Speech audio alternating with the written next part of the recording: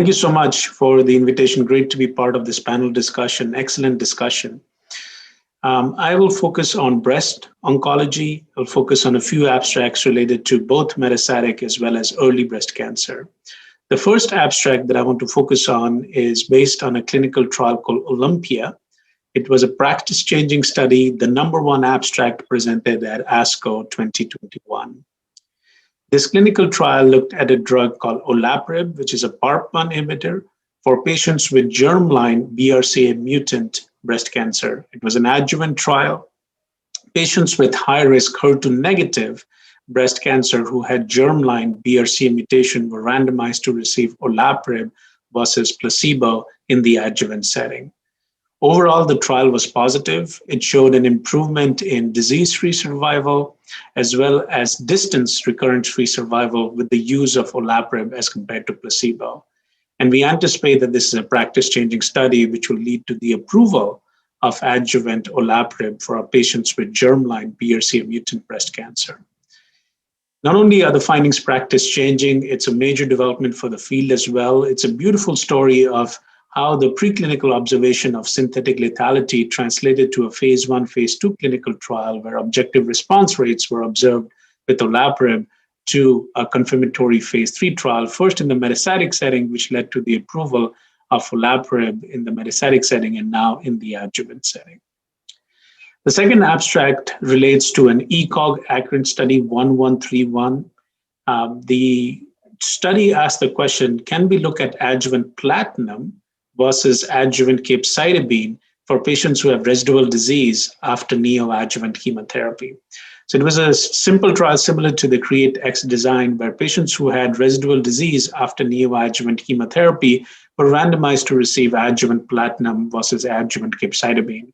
Initially, the trial was designed as adjuvant platinum versus no treatment, but with the CREATE-X data, the capecitabine arm got added on.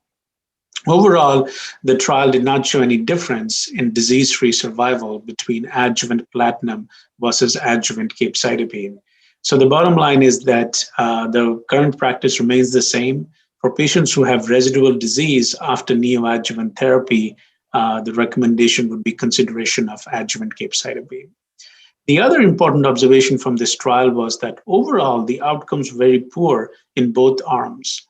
There's a high risk of disease recurrence, be it patients who got adjuvant platinum or who got adjuvant capecitabine. So there's an unmet need for better therapies for our patients who have residual disease after neoadjuvant therapy in the setting of triple-negative breast cancer. A third abstract also linked to triple-negative breast cancer was from the GOPAR-NIVO trial, a European trial looking at neoadjuvant durvalumab, an immunotherapy agent in combination with chemotherapy. It was a randomized study looking at combination of immunotherapy plus neoadjuvant chemotherapy versus neoadjuvant chemotherapy for patients with localized triple-negative breast cancer.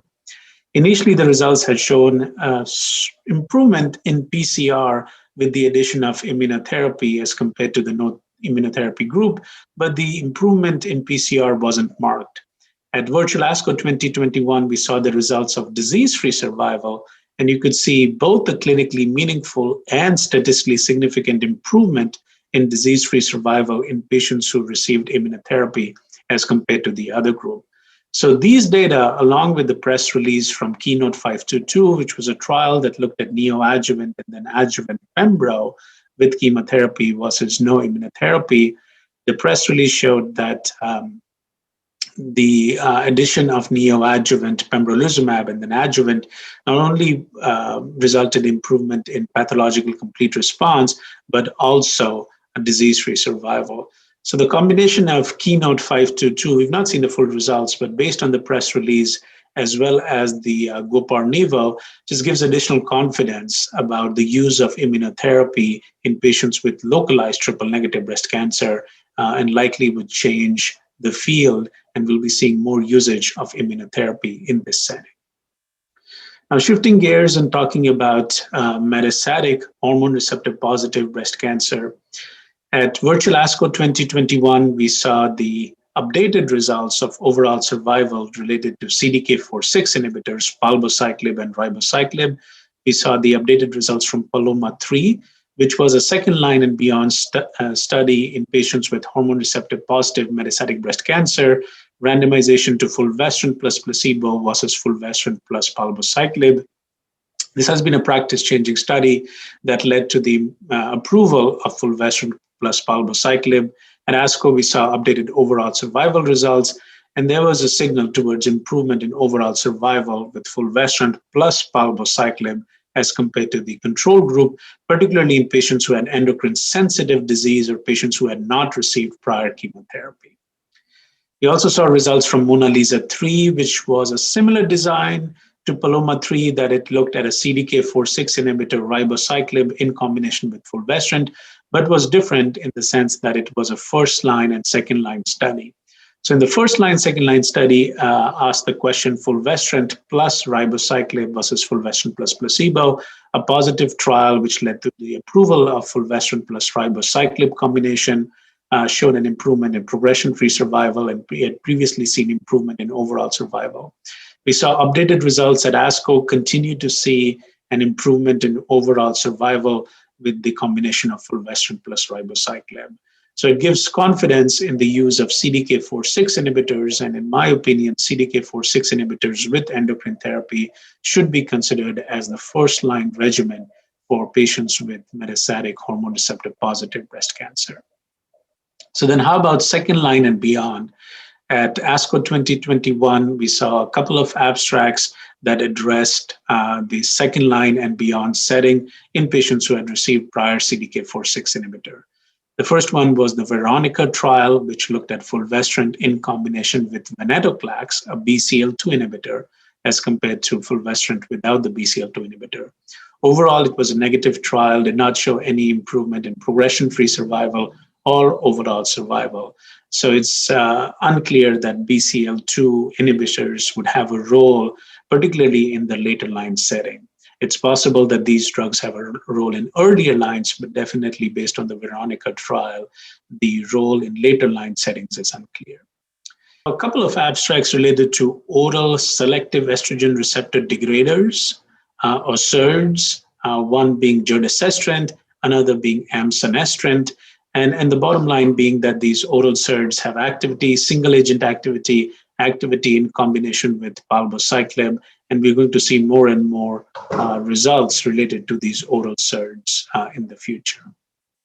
And then finally, I want to close with a very interesting abstract that was presented by a patient advocate, probably the first time at ASCO in the breast session that a patient advocate presented results in an oral symposium format. The abstract was looking at this question of patient-centered dosing, and Losser and her team surveyed more than 1,000 patient advocates and asked them about how they feel with oral drugs in the setting of metastatic breast cancer. Have they had side effects? Have they discussed their side effects with physician and how their quality of life is? Majority of patients had some side effects related to oral medications. Some needed ER visits. Patients needed dose reduction. And in general, patients who had a dose reduction felt better with the lower dose. So it brings into this question about what's the right dose or the optimal dose that should be considered in the metastatic breast cancer setting. High dose might not necessarily be the best dose, and it's about the right dose for the right patient. And this is something that's been considered by the FDA as well. Recently, there was a press release by the FDA that FDA would discuss with industry about conducting studies that look at different dosage of the drug, so that at the end of the day, it's about the best dose and the right dose for an individual patient with metastatic breast cancer.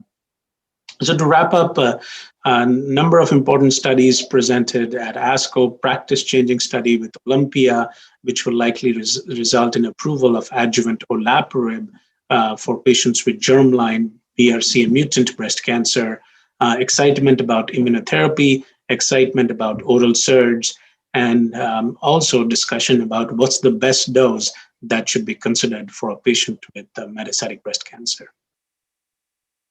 Thank you.